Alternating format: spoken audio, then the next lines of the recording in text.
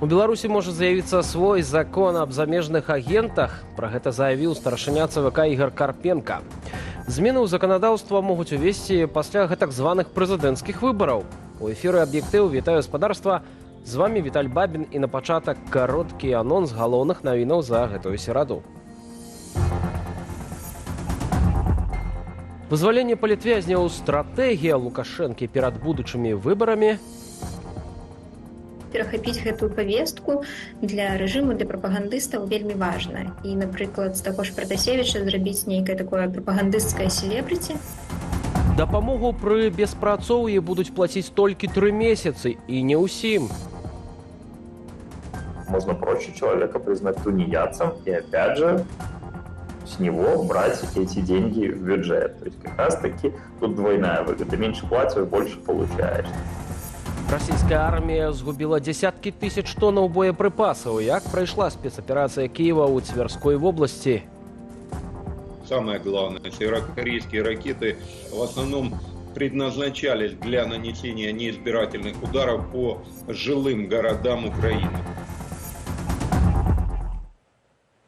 У нас працяг тэрору ў Беларусі. Цяпер у КДБ выклікаюць настаўнікаў. Між тым прапагандысты працягваюць публікаваць імёны палітвязняў, якія вызваліліся паводле памілавання 16 верасня.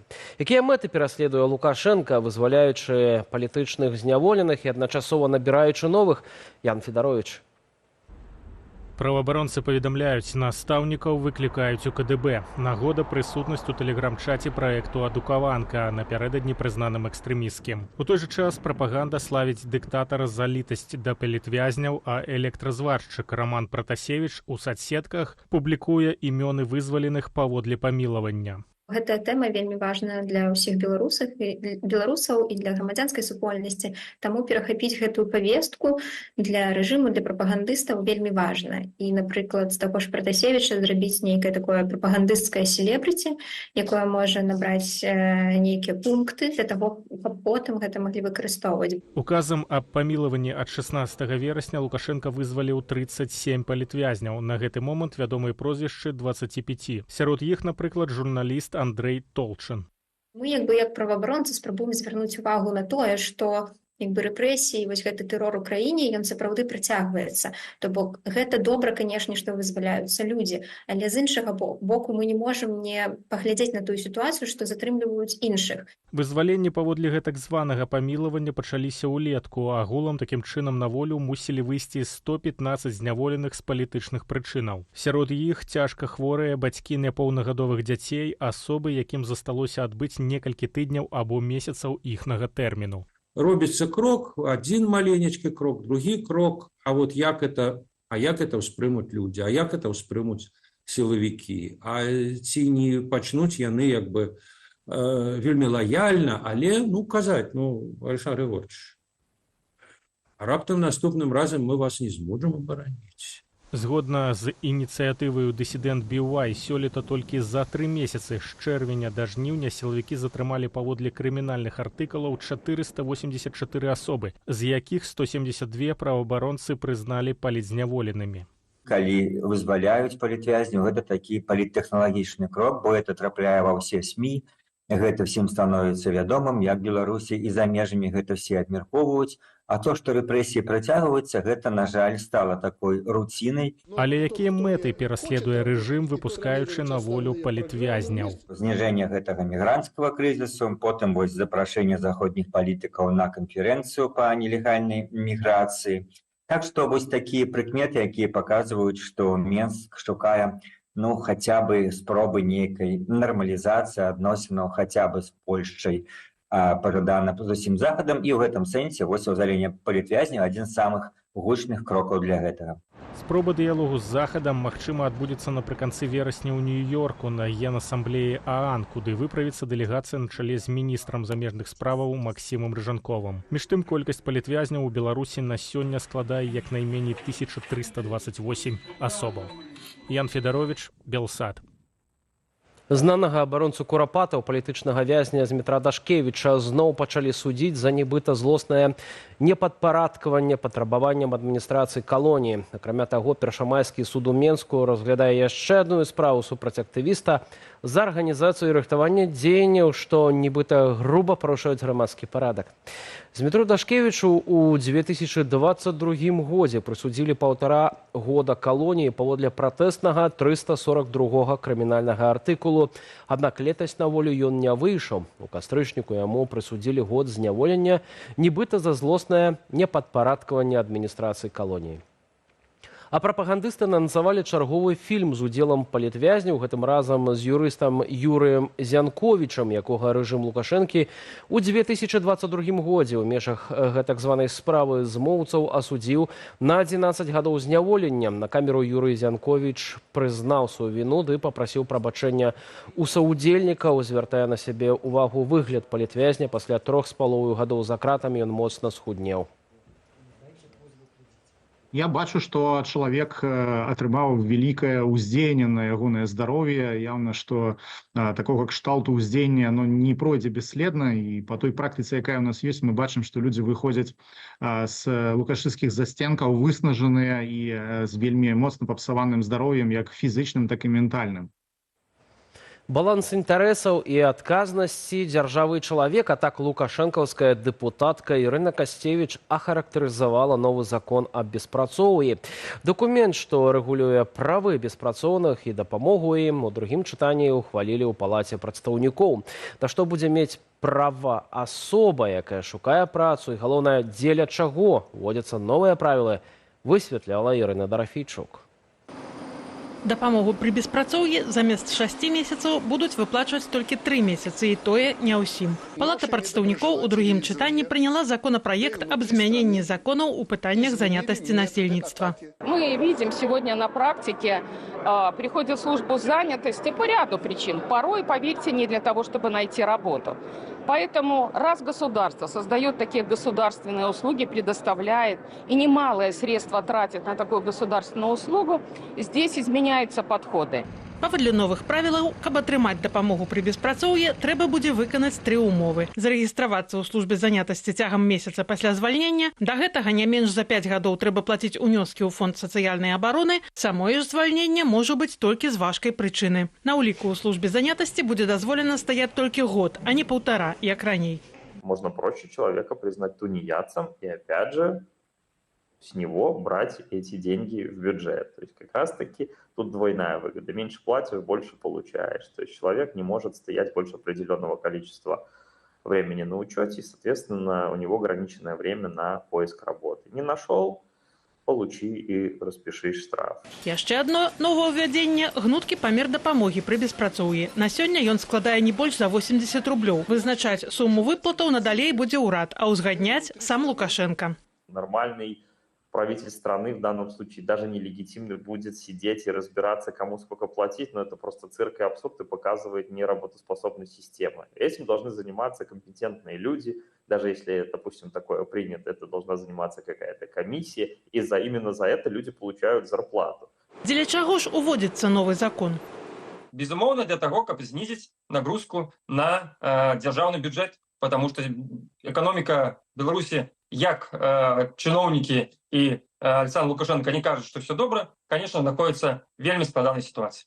Адна з прычынаў праблемаў у эканоміцы тое, што паводле розных падлікаў цягам апошніх гадоў з Беларусі з'ехалі каля 1 мільёна чалавек. Большасць з іх працаздольнага ўзросту, адзначыла днямі ў праграме «Белсат-Зум» экономистка Алиса Рыжиченко. Мы уже сегодня наблюдаем огромный дефицит кадров, причем абсолютно в разных отраслях экономики. Это и сельское хозяйство, и обрабатывающая промышленность, и торговля. Пры гэтым беспрацоўе зніжаецца, рапартуюць чыноўнікі. У другім квартале яно склала 3% і знізілася ў параўнанні з першым кварталам на 0,3% пункта. Аднак у службу занятасці звяртаецца толькі кожны 8 з тых, хто шукае працу, адзначае Белстат.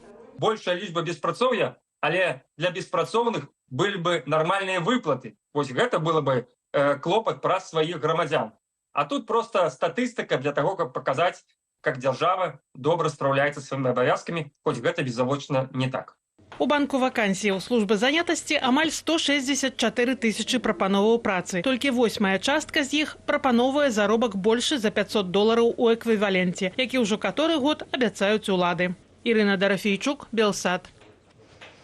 Беларусь-Калій застанецца пад санкцыямі. Суд Еўразвязу адмовіўся задавальняць пазоў прадпрыемства да Рады Еўразвязу аб абмене абмежаванняў. Адпаведнае патрабаванне суддзі назвалі неабгрунтаваным. Таксама Беларусь-Калій мае аплаціць судовыя выдаткі. Юрысты, якія рэпрэзентавалі інтарэсы айчыннага вытворцы калійных угнаенняў, настойвалі на тым, што санкцыі парушаюць прынцып законнасці. Таксама сярод аргументаў за адмену абмежаванняў гучалі памылка ў ацэнках і парушэнне прынцыпу недыскрымінацыі. Беларусь-Калій застаецца пад санкцыямі Еўразвязу з 2022 года. У 2021 абмежаванні супраць прадпрыемства увялі Злучаныя Штаты Амерыкі. Айчынная мытня прызнала складаную сітуацыю на мяжы. Грузапаток праз тэрыторыю нашай краіны ў Еўразвяз скараціўся на траціну ў параўнанні з леташнім перыядам. Такія звесткі прывёў намеснік старшыні дзяржаўнага мытнага камітэту Эдуард Даніловіч, аднак канкрэтных лічбаў ён не назваў. Чтобы мы в стороне не находились, а нашим субъектам хозяйствами помогали выходить из столь сложной ситуации. И хочу заверить, что эта работа продолжается, работа с каждым годом все более эффективна, и наш бизнес уже практически полностью перестроился на торговлю со странами Азии, со странами Восточной дуги.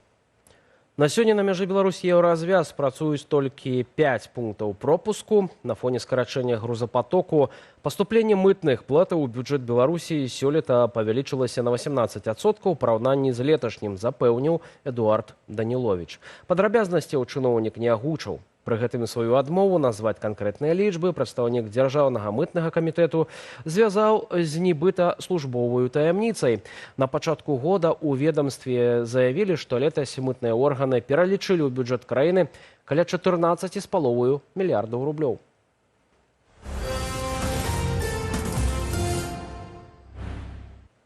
А цяпер супольная аперацыя спецыяльных службаў Украіны ў Цверской вобласці Расіі пад удар дронаў трапіў адзін з самых вялікіх расійскіх арсеналаў зброі. Першыя выбухі былі такой сілы, што выклікалі нават землятрус. Дэтанацыя боепрыпасаў працягваецца і цяпер. Што згубілі расейцы і як гэта паўплывае на сітуацыю ў вайне? Уладзіслаў Корсак. Беспилотные летательные аппараты были сбиты. При падении произошел пожар.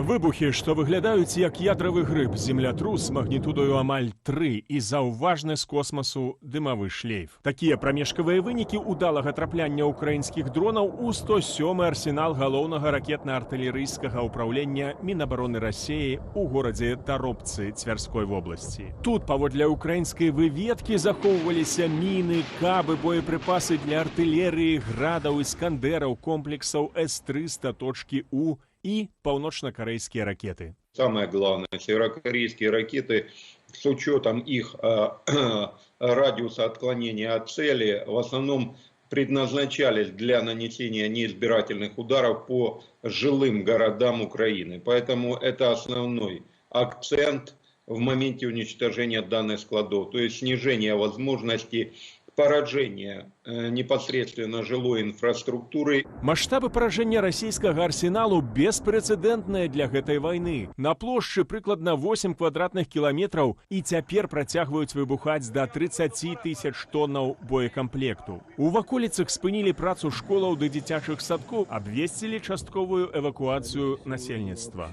Передовой комплекс с бетонными хранилищами позволит надежно складировать ракеты и боеприпасы. У российских аматоров войны, у так званым Z-комьюнити, сапраўдная истерика. Знішчаны недорогими дронами 107-й арсенал каштаваў больш за 3,5 мільярды расійскіх рублёў, ды мусіў вытрымаць ядравы выбух. Прынамсі, так сцвярджала расійская прапаганда яшчэ ў 2018 годзе. Адметна, што арсенал урачыста адкрываў адзін з намеснікаў тагачаснага міністра абароны Расіі Сергея Шайгу Дмітрый Булгакаў. Цяпер ён пад следствам у карупцыйнай справе. Знішчэнне складу, верагодна, адаб'ецца на забеспячэнні боепрыпасамі як мінімум аператыўнай групоўкі расійскіх войскаў «Поўнач». Яе часткі ваююць на харкаўскім кірунку, а таксама на баявой эфектыўнасці расейцаў у Курскай ды Бранскай вобласцях. Это возможность Российской Федерации наносить удары баллистическими ракетами по, соответственно, пунктам постоянной дислокации украинских войск, местам сосредоточения бронетехники. Аднак нават такіх эфектыўных украінскіх удараў зброі уласнай распрацоўкі недастаткова. Украіне патрэбны дазвол саюзнікаў біць заходнімі ракетамі ў глыб России, лічыць эксперт. Это одна из ключевых тем, которая на данный момент продвигается украинским президентом и в целом Украиной. Ну и очевидно, что вряд ли без ракетного паритета можно говорить о каком-либо приемлемом итоге войны для Украины. Выкарыстанне дальнабойных ракетаў на тэрыторыі Расіі можа быць адным з пунктаў плану перамогі Владзіміра Зеленскага. Яго украінскі прэзідэнт неўзабаве плануе прэзентаваць заходнім саюзнікам. Падрабязнасцяў дакументу афіцыйна не раскрываюць. Уладзіслаў Корсак, Белсат. Wildberries. У цэнтры чарговага скандалу ў маскоўскім офісе кампаніі невядомыя асобы адкрылі страляніну. Расійскія медыі паведамілі пра 2 загінулых. Паліцыя затрымала каля 30 асобаў. Прэс-служба Wildberries звязала інцыдэнт са спробай Владзіслава Бакальчука, мужа уладальніцы кампаніі, нібыта незаконна трапіць у офіс. У сваю чаргу Бакальчук заявіў, што мэтаю ягонага візіту былі, так бы мовіць, мірныя перамовы пра спыненне будаўніцтва складоў кампаніі, аднак ахова бізнес-цэнтру, у якім размешчаны офіс Wildberries, ды невядомыя асобы адкрылі агонь. Жонка Бакальчука Тацяна назвала інцыдэнт у маскоўскім офісе няўдалую спробаю рэйдарскага захопу. Сёлета ў ліпені сталася вядома, што заснавальніца Wildberries падала заяву на развод. Тады ж падчас сустрэчы з кіраўніком Чачэніі Рамзанам Кадыровым Владзіслаў Бакальчук паскардзіўся, што Тацяна нібыта звязалася з незразумелую кампаніяй, якая спрабуе адціснуць іхны сямейны бізнес. У сталіцы Лівану, Бейруце, новыя выбухі. Паводле інфармацыі медыяў, гэтым разам выбухнулі партатыўныя радыёстанцыі, мабільныя тэлефоны. Гэта адбылося пасля учорашняй адначасовай серыі выбухаў пейджераў чальцоў групоўкі Хізбула. У выніку больш за дзесятак загінулых і больш за 3000 параненых. Арганізацыя абвінаваціла ў атацы Ізраіля, паабяцала адказ. Антон Бяздольны сабраў усё, што вядома на дадзены момант. У аўторак на Блізкім усходзе цягам 30 хвілінаў выбухнулі некалькі тысяч пейджераў. Гэта здарылася на тэрыторыі Лівану і Сірыі. Пацярпелі каля 3000 чалавек, больш за дзесятак загінулі, у тым ліку 2 дзяцей.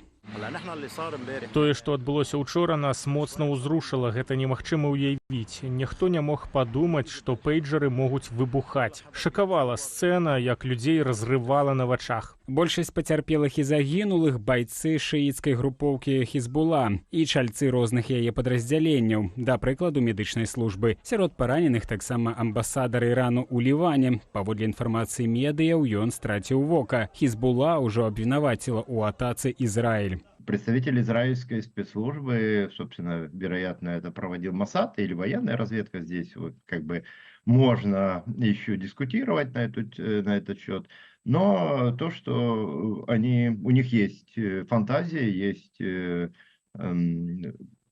возможности и такие серьезные возможности реализовывать такие вот операции. Хізбула перавяла ўнутраную камунікацыю з мабільных тэлефонаў на пейджеры, апасаючыся праслухоўвання з боку Ізраіля. Паводле выдання The Wall Street Journal, прылады, якія выбухнулі, паходзілі з новай партыі. Хізбула пачала выкарыстоўваць іх у апошні месяц. Хизбалла как раз и традиционно, и в последнее время очень усиливают все контрразведывательные мероприятия именно вокруг технического обеспечения. Если действительно не обнаружили, то, возможно, на эту тему поработали настолько хорошие специалисты, что без какой-то точной информации, что оно там есть, возможно, действительно техническими средствами оно не обнаруживалось. Спярша паведамлялася, што замовілі пейджеры ў тайваньскай кампаніі Gold Apollo, але там адмаўляюць свой удзел у вырабе менавіта гэтай партыі. У Еўропе ёсць агент, з якім мы супрацоўнічаем 3 гады. Ён выступае агентам для ўсіх нашых прадуктаў. Там і вырабілі пейджеры, выкарыстоўваючы нашу марку. Контрагент Голдаполаў месціцца ў Будапешце, ў Угоршчыне, але ў будынку, дзе размяшчаецца офіс кампаніі BIC, замест шыльды была толькі раздрукаваная паперка, а на тэлефанаванне журналістам ніхто не адказаў. Цяпер ёсць 2 версіі падзеяў. Спачатку гаворка ішла пра ўзлом прыладаў і запуск перагрэву батарэяў, што выклікала выбухі. Потым крыніцы Reuters са спецслужбаў Лівану паведамілі, што ізраільская выведка Масад магла яшчэ на этапе вытворчасці закласці выбухоўку ў 5000 пейджераў, а выбух запусціць праз закадаванае паведамленне, якое быццам прыйшло ад кіраўніцтва групоўкі. По самим видео, опять же, это в основном спекуляция, но по самим видео больше похоже именно на взрывчатого вещества, пусть даже небольшого, чем взрыв батарейки, потому что, как обычно, оно выглядит как минимум в мобильных телефонах по бытовым причинам, там скорее больше искр и больше выглядит как очень быстрый пожар, чем, собственно, взрыв. Ізраільскія афіцыйныя асобы тым часам не каментуюць выбухаў у Ліване, але прэм'ер Ізраілю Беньямін Нетаньяху правёў тэрміновую нараду. Эксперт Цэнтру блізкаўсходніх даследаванняў Ігор Сямівалос бачыць у падзеі перадумовы для эскалацыі ситуации. Я вообще лично считаю, что это прямая подготовка к войне, потому что это разрушает полностью связь, инфраструктуру, нарушает взаимодействие, вот такой подобной операции. То есть мне кажется, что после такой операции нужно было сразу начинать военное действие. Паводле інфармацыі выдання, Axios выбухі прыладаў сувязі Хізбуллы мусілі быць рыхтаваннем да наземнай аперацыі Ізраілю ў Ліване, але аперацыю рэалізавалі заўчасна праз небяспеку выкрыцця выбухоўкі. Антон Бяздольны, Белсат.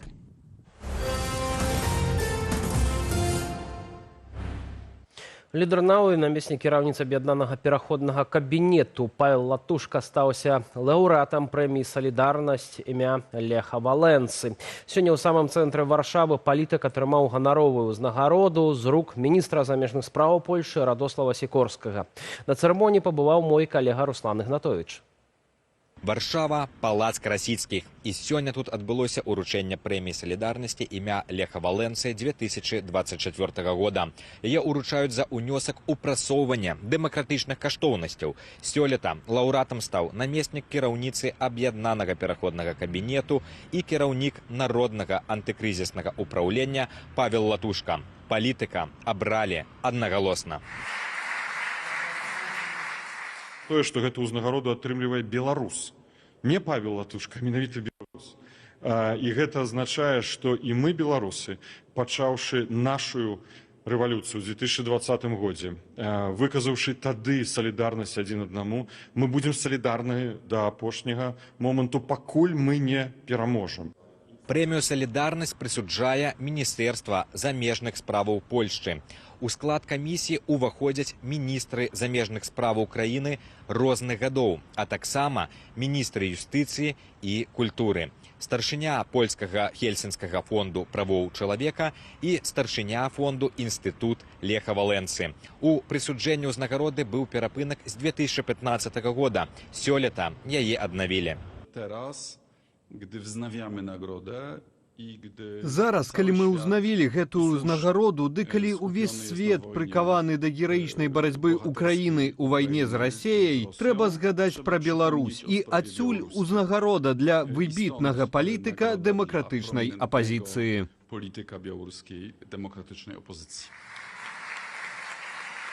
Прэмія названа ў гонар першага прэзідэнта Польшы Леха Валенцы як сімвала барацьбы за свабоду і дэмакратыю. Будучы кіраўніком прафсаюза «Салідарнасць», ён адгуляў галоўную ролю ў пераходзе Польшы ад камунізму да дэмакратыі. У 1983 годзе палітык атрымаў Нобелеўскую прэмію міру.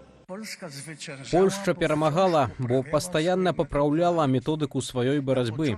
Спярша пасля вайны ў 1940-е і пазней у 1950-е са зброяй у руках Зыгмунд Лупашка спрабаваў змяніць сітуацыю. Але пад націскам СССР зазналі паразу. Пазней у 60-е, 70-е рабілі страйкі і выходзілі на вуліцы. зазналі паразу, але пазней прыйшлі да высновы. Толькі добра заарганізаваўшы сваю працу, можна перамагчы. Таму, падсумоўваючы, варта звярнуцца да досведу салідарнасці. Якія змены варта ўнесці, каб перамагчы? Гэткім чынам Павел Латушка стаўся трэцім лаўрэатам прэміі салідарнасці ад пачатку яе ўтварэння. У 2014 годзе лаўрэатам прэміі стаў Мустафа Джемілёў, лідар барацьбы за правы крымскіх татараў, якога неаднаразова вылучалі на Нобелеўскую прэмію міру. А ў 2015 годзе прэмію атрымала журналістка Жанна Нямцова, старэйшая дачка расійскага апазіцыянера Барыса Нямцова, гвалтоўна забітага у самым цэнтры Масквы рэжымам Уладзіміра Пуціна. Руслан Ігнатовіч, Белсат. Што адміністрацыя калоніі магла зрабіць з палітзняволеным Юрыем Зянковічам, улічваючы тое, як моцна мужчына змяніўся за гэтыя 3 гады за кратамі. Пра гэта, да не толькі мой калега Вітаўт Сіўчык паразмаўляў у праграме «Белсат Зум» з Андрэем Стрыжаком. Размову глядзіце адразу пасля выдання аб'ектыву, за прагляд якога дзякую спадарству і развітуюся да заўтра.